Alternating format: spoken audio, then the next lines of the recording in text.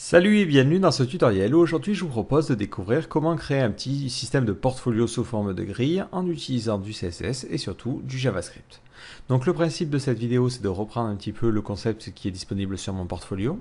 C'est-à-dire qu'on a une grille de réalisation qui s'affiche comme ça et lorsque l'on clique sur un élément, automatiquement ça va aller déployer sur la ligne d'en dessous le détail de la réalisation que l'on souhaite consulter. Et ainsi de suite. Donc peu importe où je clique, à chaque fois, ça va replier l'élément précédent et sur la ligne d'en dessous afficher le contenu avec ses effets d'animation. Donc je ne vais pas évidemment vous expliquer l'ensemble des éléments, mais l'idée c'est de vous expliquer le concept global. Ensuite vous allez voir que vous pourrez adapter ça un petit peu à tous vos besoins. Alors avant de se lancer tête baissée dans le code, il est important de se poser et de réfléchir à comment on va créer cet effet-là. Alors, la première chose à faire, ça va être de créer une grille. Donc pour créer une grille, on aura plusieurs solutions. Soit on va créer des éléments qui seront en float, soit tout simplement on utilisera une grille préconstruite comme avec Twitter Bootstrap ou encore Foundation. Une fois que l'on aura cette grille, on aura besoin de gérer cet affichage donc de contenu supplémentaire sur la ligne d'en dessous. Donc là, c'est là où il y a la petite astuce. L'idée, c'est d'entourer chaque ligne par une div. Donc on aura notre première ligne ici, notre seconde ligne, et ainsi de suite. Et ce que l'on va faire, et c'est là que se situe l'astuce, c'est qu'entre chaque ligne, on va mettre une div vide qui sera prête à accueillir le contenu. Donc c'est là que se situe la petite astuce. En fait, dès que l'on va cliquer sur un élément, on va prendre l'élément parent pour trouver la ligne, prendre l'élément suivant qui nous donnera en fait la ligne vide, et à l'intérieur y insérer le contenu. Ce contenu, on pourra l'avoir chargé directement en utilisant de l'Ajax, soit en masquant initialement le contenu HTML. Et on choisira cette seconde solution, mais on y reviendra un petit peu plus tard. Voilà, donc maintenant que ce concept a été posé, on va pouvoir commencer à écrire le code. Donc j'ai ici commencé par créer un nouveau dossier qui contient le CSS, le JS et tous les fichiers de Twitter Bootstrap. Au final, on n'utilisera que le CSS, mais voilà, j'ai ces différents fichiers. Donc on va commencer par créer un nouveau fichier HTML. Donc on est parti, on va l'appeler index, vu que ce sera notre page d'accueil. Au niveau du contenu, on ne va pas avoir grand chose, si ce n'est que l'on va charger le CSS de Twitter Bootstrap. Donc on est parti, link, rel égale stylesheet, et au niveau du href, on va mettre bootstrap.min.js, .css. Donc c'est celui-ci. Je vais en profiter pour charger un autre CSS qui sera un CSS perso qui me permettra de peaufiner si jamais il y a des petits problèmes. Et je vais l'appeler app.css. Donc ce fichier évidemment n'existe pas, donc je vais aller tout de suite le créer. Et à l'intérieur, pour l'instant, je n'y mets rien. Donc ensuite, dans mon body, je vais mettre le code HTML standard du Twitter Bootstrap. Donc on va d'abord mettre une petite barre en haut, donc div qui est la classe navbar, et navbar-fixed top. Voilà, et à l'intérieur, on va y mettre seulement notre petit logo. Donc on est parti, une div qui aura la classe container, et à l'intérieur, une div qui est la classe navbar-header avec mon lien vers le logo. Donc on est parti, href dièse. La classe, ça sera navbar-brand et on va mettre portfolio. Donc là, vous adaptez évidemment suivant vos besoins. Donc moi, j'ai choisi Twitter Bootstrap tout simplement pour éviter d'avoir à faire tout le CSS qu'il y a autour. Et ce truc là je vais le passer en inversé parce que là ça va être blanc par défaut, ce qui ne sera pas joli. Donc navbar-inverse. Voilà. Donc ensuite on va y mettre notre contenu et c'est là que l'on va avoir nos différentes réalisations. Donc je crée une div qui est la classe container. Je crée une div qui va s'appeler row, qui va être ma première ligne. Et à l'intérieur je vais y mettre mon premier article. Donc on est parti, article.col-xs-3. Et ben là, on peut y mettre ce que l'on veut. Donc, on va mettre une petite image, img, src. Alors, moi, je vais prendre tout simplement une image tirée du générateur Lorem Pixum. Et on va prendre une image de Futurama. Et ce sera l'image au niveau du format 220 par 135. Et ce sera la première. Donc, on ne met pas de halt, hein, c'est vraiment pour l'exemple. Je mets un petit BR après. Un petit strong. On va mettre ma réalisation. Hop, un petit BR. Donc là, l'idée, c'est juste de créer mon premier élément qui va contenir ma première réalisation. Si j'actualise la page, vous voyez, je vais l'avoir ici. Alors, j'ai quelques petits problèmes de mise en page. C'est tout simplement lié, lié à Twitter Bootstrap qui fait un petit peu des siennes. C'est pour ça que j'avais créé ce fichier app.css. Donc ce que je vais faire, c'est qu'au niveau du body, je vais rajouter un padding top de 80 pixels. Et je vais vérifier sur les images, on a par défaut une largeur de 100% ou pas. Histoire d'avoir les images qui prennent pile poil la bonne taille de la colonne. Donc on voit que ce n'est pas le cas ici. Donc on est parti, je vais rajouter cette règle. Que par défaut, toutes les images prennent 100% de la largeur et une hauteur automatique. Voilà. C'est tout pour le moment. Et comme ça me permet d'avoir ce bon positionnement. Donc l'idée, c'est de dupliquer cet élément-là 4 fois, parce que j'aurai 4 éléments par ligne. Ensuite, je vais avoir donc une autre div qui sera une ligne vide. Donc on va l'appeler vide. Et ensuite, j'aurai encore une fois ces 4 éléments. Et ainsi de suite, ainsi de suite. En fait, on va recopier ce code autant de fois qu'on a de lignes. Donc, je vais le faire 3 fois, ça devrait suffire. Voilà, donc vous voyez qu'à chaque fois, j'ai bien cette petite ligne vide qui vient s'intercaler. Donc cette div vide, je vais quand même lui mettre un élément, enfin une classe CSS pour pouvoir la localiser au niveau du JS. Donc on est parti. Elle s'appelle row et on va en plus l'appeler. Alors je vais sélectionner tous les éléments comme ceci et on va l'appeler row-détail. Donc globalement, c'est elle qui va contenir le détail de la réalisation que l'on souhaite consulter. Et pour l'instant, je la laisse vide. Donc ce que l'on va faire, histoire de préparer un petit peu le style. Alors hop, je crois que j'ai laissé un IDE, c'est pas bon. On va essayer de mettre un contenu bidon pour pouvoir tester. Donc on va aller sur la première ligne, voilà. Et alors là, ce que l'on imagine, c'est qu'on aurait 2 colonnes. Une colonne à gauche qui contiendrait notre petit carrousel et une colonne à droite qui contiendrait notre contenu. Donc on respecte encore une fois le Twitter Bootstrap. Donc on crée une div qui aura la classe call-xs-8. C'est la partie qui contiendra notre slideshow. Donc là, on y met plusieurs images. img-src égale.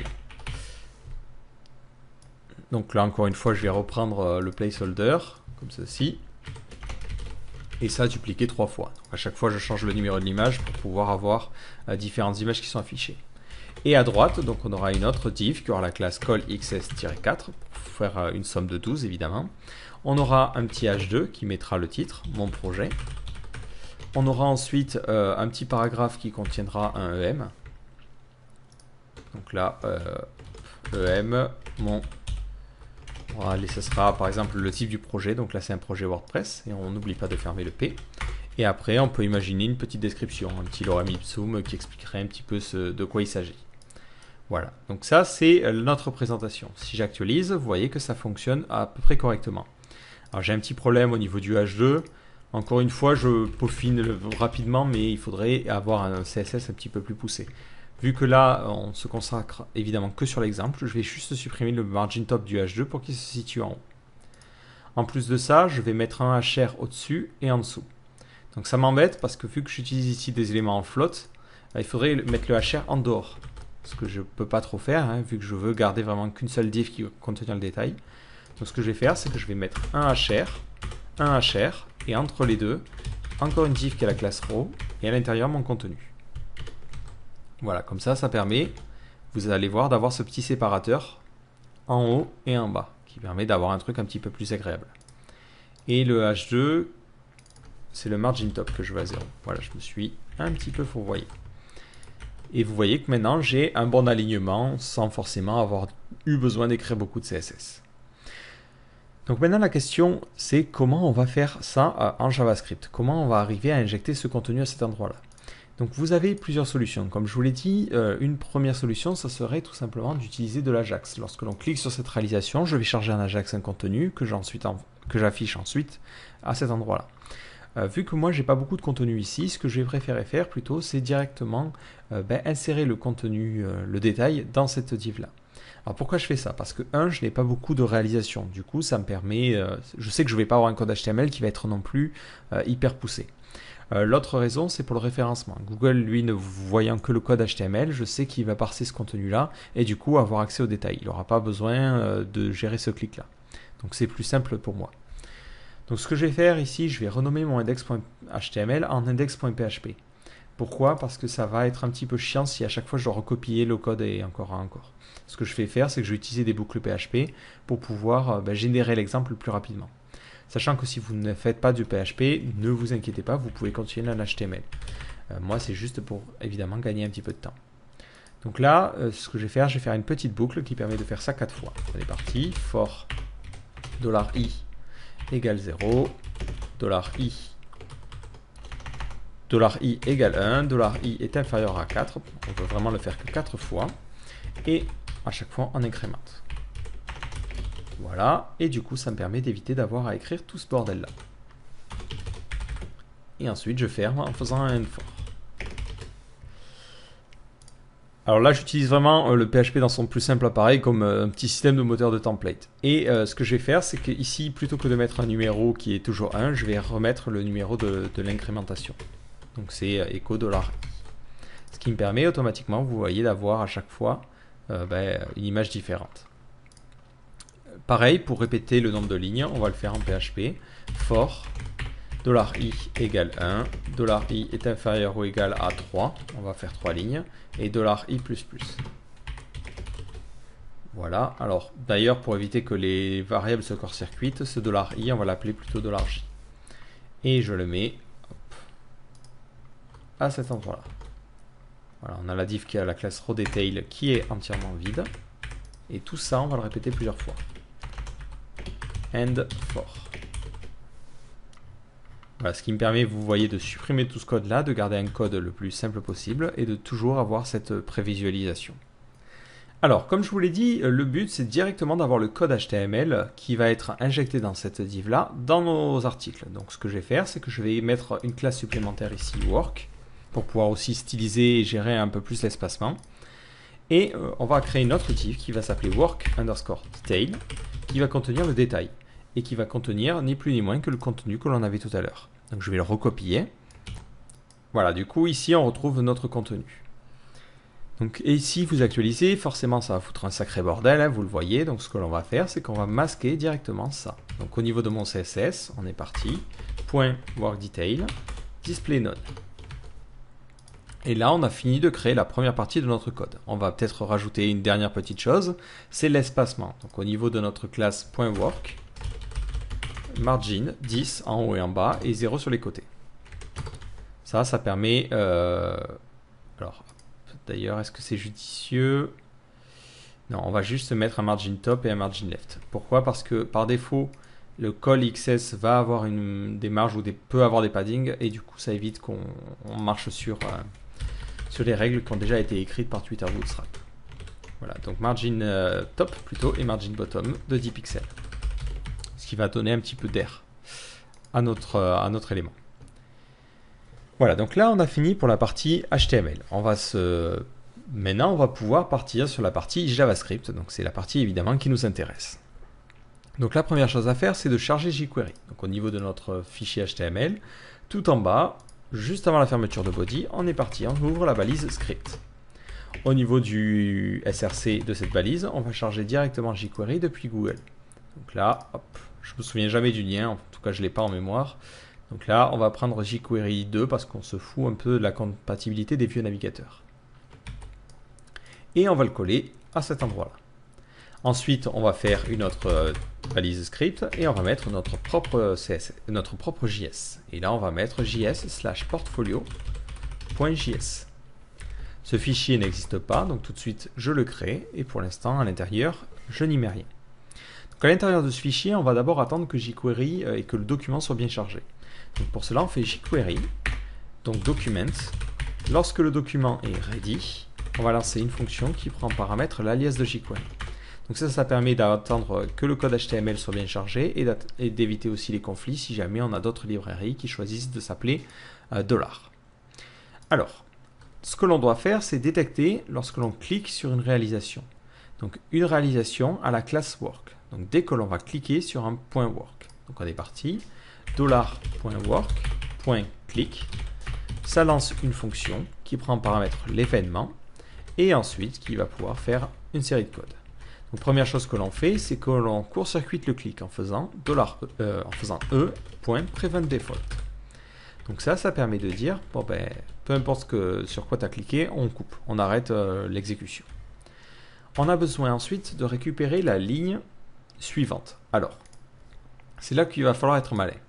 On a cliqué sur une div qui est la classe, on va sortir même l'inspecteur, ça sera un petit peu plus simple. Hop, on clique sur cet élément-là, qui est la classe .work. Si on veut accéder à la prochaine rowDetail, il faut aller un cran au-dessus, donc il faut récupérer le parent et récupérer le next rowDetail. Donc on est parti. On va se créer des petites variables, histoire d'aller un petit peu plus vite et de mieux s'y retrouver. Une première variable qui va s'appeler $work, qui contiendra l'élément sur lequel on vient de cliquer. Alors si vous vous demandez pourquoi je mets $ devant mes variables, ce n'est pas du tout une nécessité, c'est juste comme ça, je sais les variables qui sont des éléments jQuery, et les variables qui sont juste des éléments ou des entiers ou autres. Toutes les variables qui ont des $, je sais que ce sont des éléments jQuery et que du coup, je vais pouvoir faire des fonctions jQuery dessus. Donc on a besoin de récupérer l'élément detail.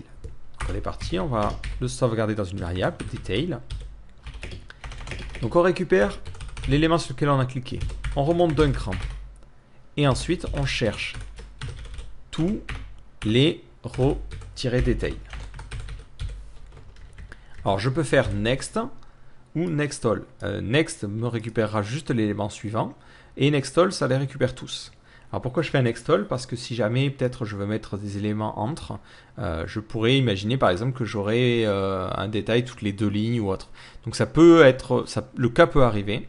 Du coup je mets un next all, mais par contre je dois récupérer seulement le premier. Donc ici je mets 2.first. Et ce que je vais faire tout de suite pour tester un petit peu l'exécution de mon script, c'est l'arrêter. Donc, vous pouvez faire deux choses. Soit vous pouvez faire un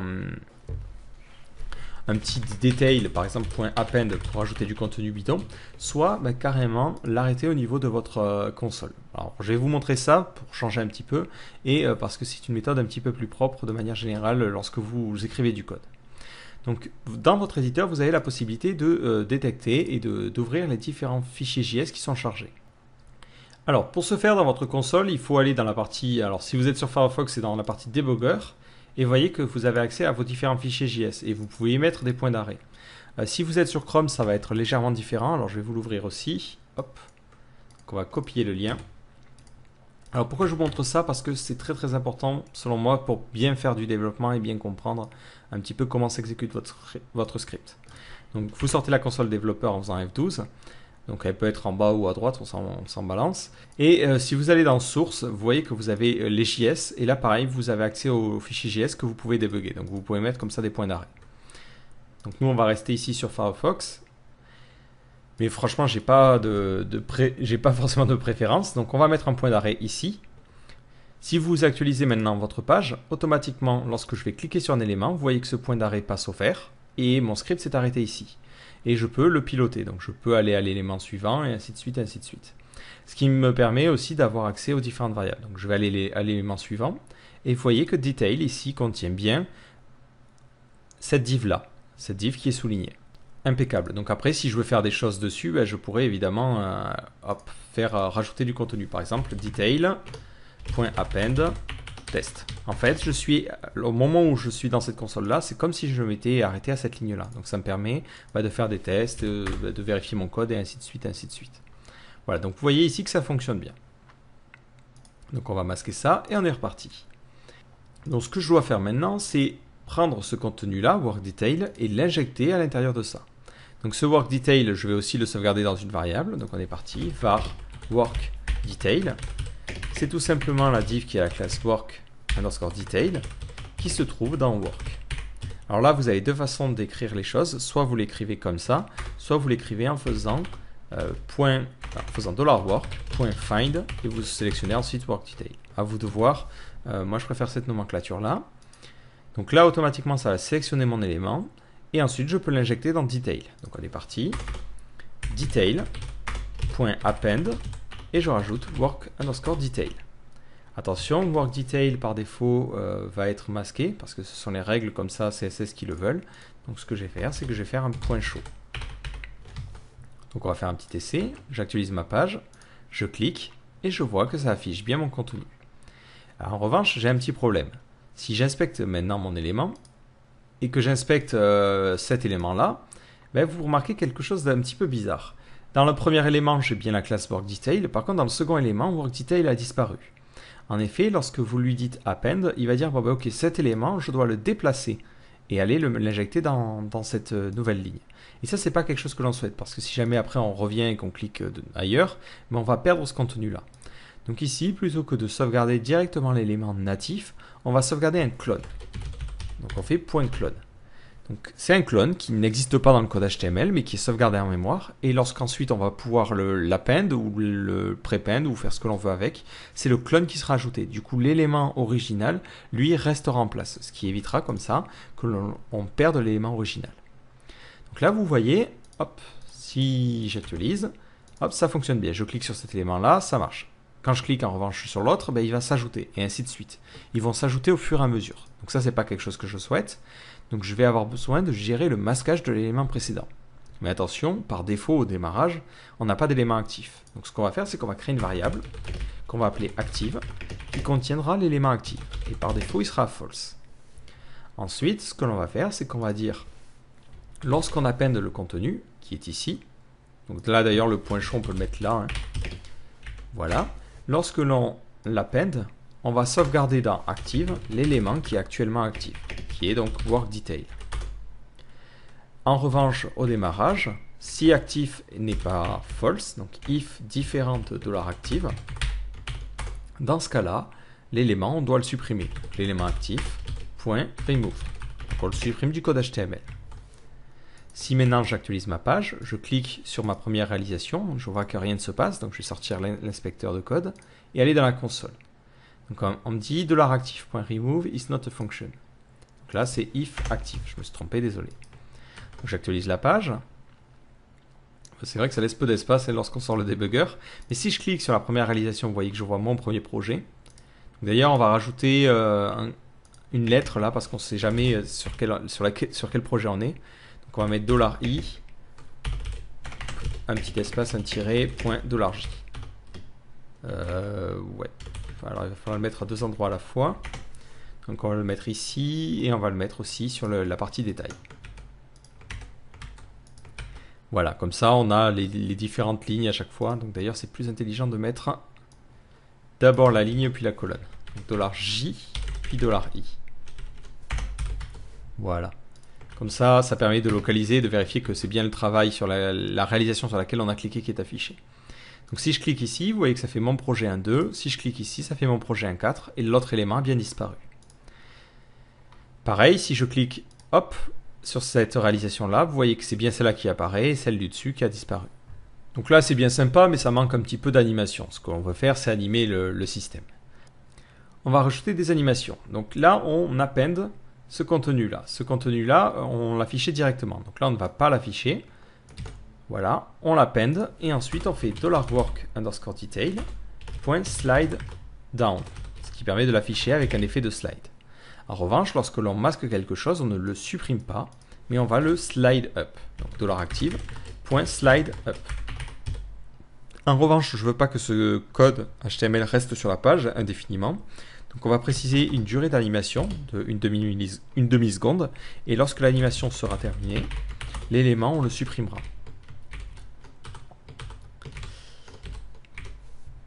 Donc en faisant $active.remove. Alors un petit détail à ce sujet-là.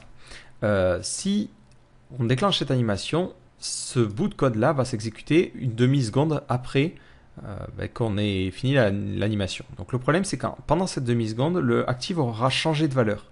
Ce qui est évidemment pas une bonne chose parce que du coup l'élément que l'on va supprimer ce n'est pas le bon. Donc ce que je vais faire c'est que je vais créer une variable temporaire, je vais appeler $L qui contiendra l'élément actif et c'est sur cet élément là qui lui ne va pas changer au fur et à mesure du temps que je vais faire le remove. Voilà, donc faites bien attention à comment s'exécute votre script parce qu'une variable peut changer de valeur au fil du temps. Si c'est le cas, pensez à créer une variable qui elle ne changera pas. Donc là, je sauvegarde, et maintenant si j'actualise, vous voyez que lorsque je clique, j'ai ce premier projet qui défile, et lorsque je clique sur celui-là, hop, c'est ce projet qui vient s'afficher. Alors, un autre petit détail qui me chagrine, c'est ces images qui sont les unes à la suite des autres. Ce que j'aimerais bien faire, c'est avoir un petit effet de slider. Donc pour le slider, vous pouvez utiliser vraiment ce que vous voulez. Moi, j'ai choisi ici d'utiliser Niveau Slider qui contient un passage en mosaïque qui est plutôt sympa. Alors c'est un plugin jQuery qui est devenu ensuite un plugin WordPress payant. Mais voilà, vous cliquez dans la description si ça vous intéresse et vous avez directement accès à la version jQuery. Donc vous le téléchargez. Donc on va l'enregistrer sur un petit disque dur. Voilà. on va prendre le zip et on va y glisser les fichiers dont j'ai besoin. Donc là, je vais ouvrir mon Explorer et on est parti. Donc, on va avoir besoin seulement du CSS, donc on va le mettre dans le dossier CSS et on aura besoin du JS paquet, donc en minifié, dans ce dossier-là. Je vais maintenant charger mes deux éléments. Donc, au niveau de mon CSS tout en haut, je vais aller charger niveau slider. Donc ici, c'est niveau slider.css. Au niveau de mon JS, je vais charger aussi niveau slider. Voilà. Et c'est tout ce que j'ai à faire. Au niveau de ma partie portfolio, maintenant, je vais pouvoir lui dire, lorsque tu ajoutes le contenu et que tu le slide down, donc juste entre ces deux lignes-là, automatiquement, bah, tu déclenches le slideshow. Alors le slideshow, il est dans... On voit qu'il est dans cette div qui est la classe XS8. Alors pour éviter les problèmes, je vais entourer ces éléments-là d'une div qui va avoir la classe slideshow. Donc div.work_slideshow. Et à l'intérieur, je mets mes images. Donc ça ne change rien au niveau de la présentation. Maintenant, au niveau de mon JS, lorsque j'ajoute donc ma création, ben, je vais déclencher le slideshow en faisant $.work_slideshow. Alors je ne veux pas les déclencher partout, hein, seulement sur l'élément courant. Donc c'est $work_detail. Niveau slider. Et on peut y mettre un petit peu de configuration. Donc l'effet à utiliser, nous ça sera un effet de boîte. Donc là pareil, c'est sur la documentation. Si vous êtes intéressé que par la partie slider, ben, je vous invite à aller sur la documentation. On choisit, si on veut, les petits boutons pour aller à l'élément suivant et précédent. Moi je vais les retirer. Et je vais retirer aussi la pagination. Et après, je peux gérer le temps d'attente entre les différents slides. Et j'avais fait plein de tests. Le temps qui me paraissait correct pour voir chaque image, c'était 400 millisecondes. Voilà.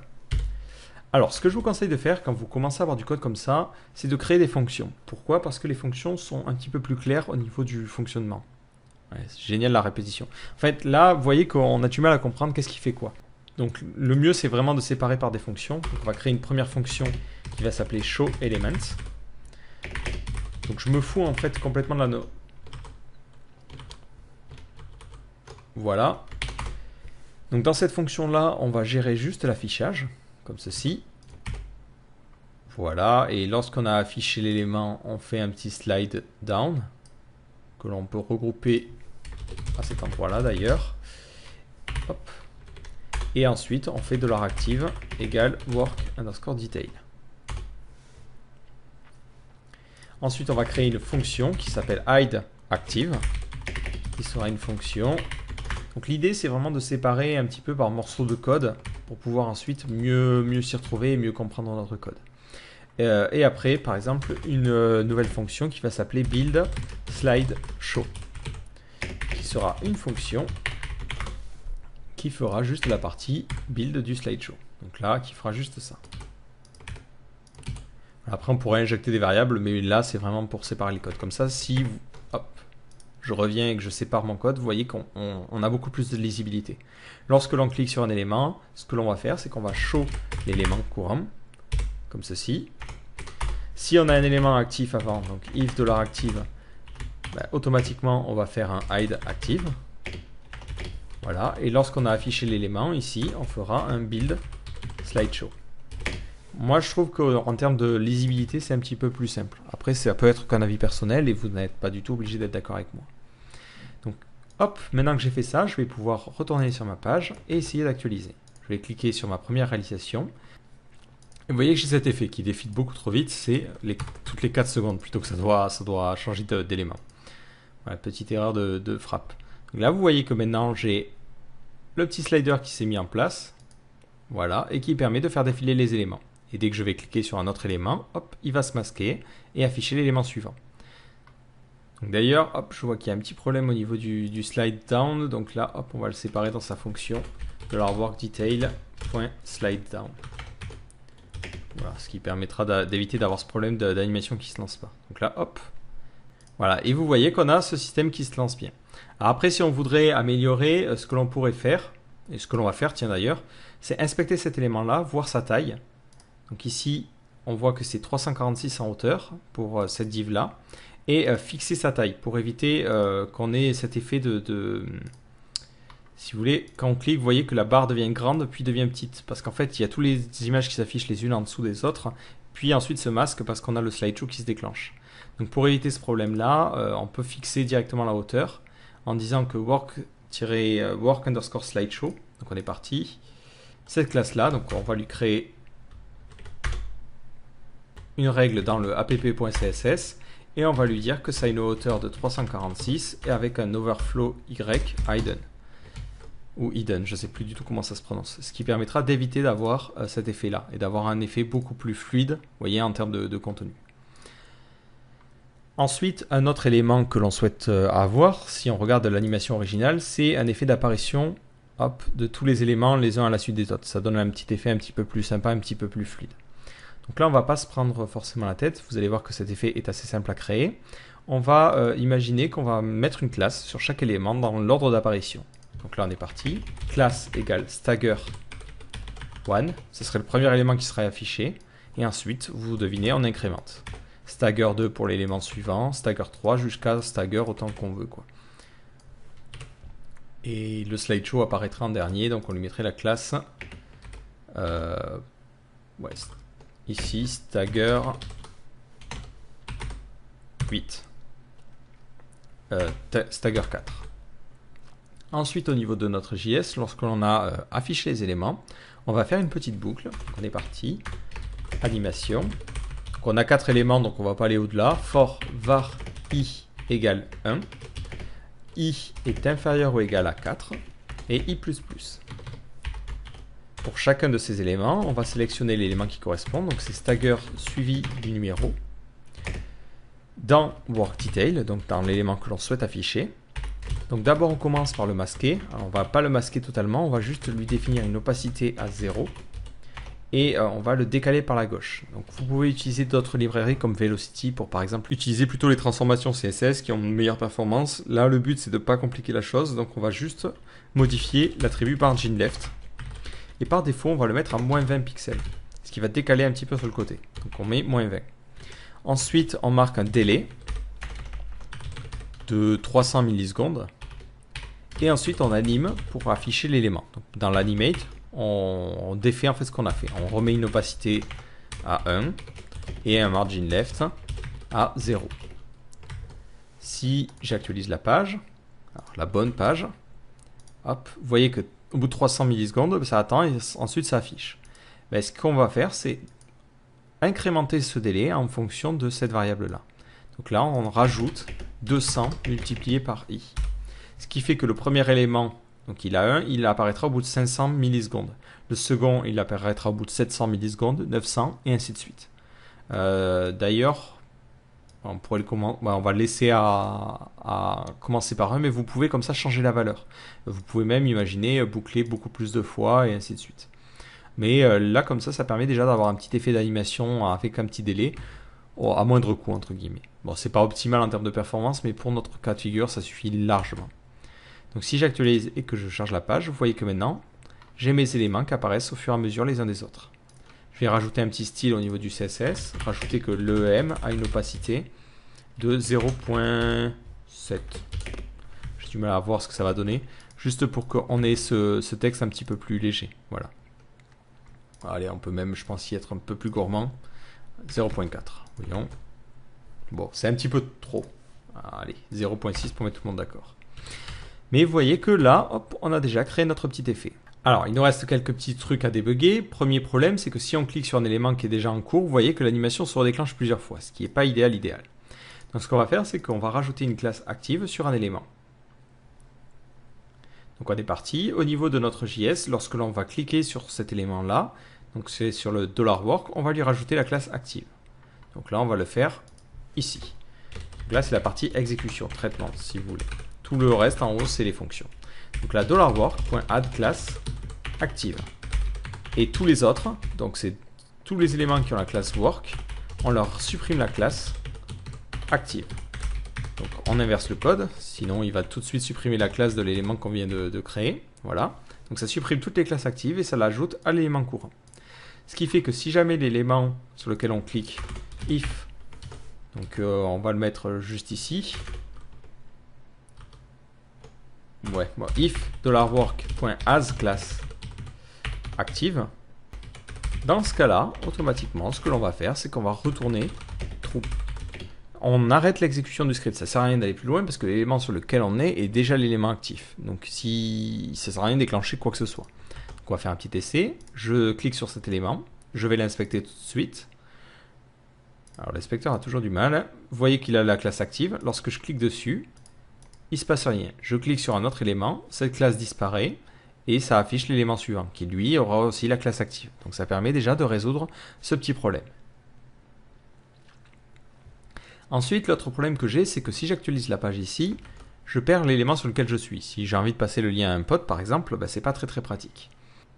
Donc ce que je vais faire, c'est que lorsque l'on va cliquer sur une réalisation, je vais sauvegarder dans le lien ici, dans la partie en haut, une encre correspondant à la réalisation que je souhaite consulter. Donc ce qu'il faut faire pour permettre ceci, c'est au niveau de notre balise article, mettre un ID. Donc ID, et là on va mettre réalisation suivi de toujours mon truc là que j'avais écrit à cet endroit là. C'est réalisation la ligne suivie de la colonne. Donc au niveau de notre portfolio.js, lorsque l'on va cliquer sur un élément, automatiquement je fais window.location.h, ce qui me permet de modifier le h à l'intérieur de l'URL, et je récupère l'attribut directement l'ID. Donc là c'est work.attrID. On va faire un petit essai, j'actualise ma page, je clique et je vois que ça met réalisation 1.3. En revanche, si j'actualise la page, ben, hop, vous voyez que ça ne se déclenche pas. Donc je vais faire un petit truc de détection. Donc ici, on va, dès le chargement de la page, vérifier si le window.location.h est défini. If window.location.h. Si on en a un, automatiquement, on doit essayer de cliquer sur l'élément qui correspond. Donc là, on sélectionne l'élément qui va avoir... donc location.h, ça va contenir directement tout ça en fait. Ce qui correspond globalement à un sélecteur jQuery, ce qui est plutôt sympa. Donc là, on va l'injecter directement. Voilà. On peut vérifier si on le trouve avant, parce que ça peut provoquer des problèmes. Donc là, on va l'appeler target égale $window.location.h. Voilà, on va créer une nouvelle variable. If target.length est supérieur à 0, ça veut dire qu'on trouve au moins un élément. Dans ce cas-là, ce qu'on va faire, c'est qu'on va prendre la target et on va déclencher le clic. En faisant trigger, clic. Automatiquement, ça va déclencher tous les événements. Et donc, ça va déclencher l'événement que j'aurais créé juste au-dessus. Si maintenant, je réactualise la page avec ce hash, vous voyez qu'automatiquement, ça permet d'afficher cet élément-là. Un petit problème, c'est qu'il faudrait que la fenêtre scrolle directement sur ma réalisation. Donc, on va se créer une petite fonction. Alors, c'est une fonction, moi, en général, qui me sert un petit peu partout sur mes sites. Donc, on va la sortir de jQuery et on va la mettre au niveau... disponible de manière générale en faisant function ou var comme vous voulez, c'est à vous de voir comment vous préférez. Allez, var scroll to qui prend en paramètre la cible sur laquelle on souhaite scroller et tout simplement qui va déclencher le scroll. Donc c'est $HTML,body .animate et ce que l'on anime en fait c'est le scroll top et il faut l'animer jusqu'à la position de notre élément. Donc la position de notre élément, c'est la cible, .offset, .top. Et cette animation, on la veut lente, mais pas trop, donc 750 millisecondes. Et du coup, automatiquement, je vais scroller vers cet élément-là. Donc on est parti, scroll to, target. Voilà, et hop, ici, j'oublie pas de ne pas écrire n'importe quoi. Donc si j'actualise la page, automatiquement, vous voyez que ça scrolle maintenant directement sur la vignette qui est censée être la vignette sélectionnée. Et donc au niveau de l'écran, ça correspond à mon élément. Vous pouvez affiner si vous voulez que ça scrolle directement sur le projet, ce que j'aime pas trop parce qu'on perd un petit peu si vous voulez le contexte, c'est directement sélectionner l'élément suivant, la row detail, en faisant un peu la même sélection que l'on a fait au-dessus. Mais là, dans ce cas-là, ça me va très très bien. Donc vous voyez qu'automatiquement, lorsque je clique sur un élément, ça me permet de garder en mémoire ce lien-là. En revanche, ça ne gère pas l'historique. Alors, si on veut faire cette notion d'historique, alors juste avant, on va changer un petit détail qui me chagrine, c'est ici rajouter un cursor pointer pour qu'on voit bien que ça soit cliquable. Voilà, c'est un petit détail. Donc là, on veut gérer l'historique. Donc pour gérer l'historique, on va avoir besoin de capturer un événement qui est l'événement onHashChange. Cet événement, il faut vérifier d'abord qu'il soit défini parce que sur certains navigateurs, ce n'est pas le cas. Alors si vous voulez gérer le support de vieux navigateurs, vous pouvez faire if onHashChange in window. Et nous, on s'en contrebalance, on va partir du principe qu'il est défini partout. Et on va détecter lorsque ça change. Donc on est parti. Window.onHashChange égale function. Voilà. Et dans cette fonction, on va juste faire un petit alerte on window.location.hash.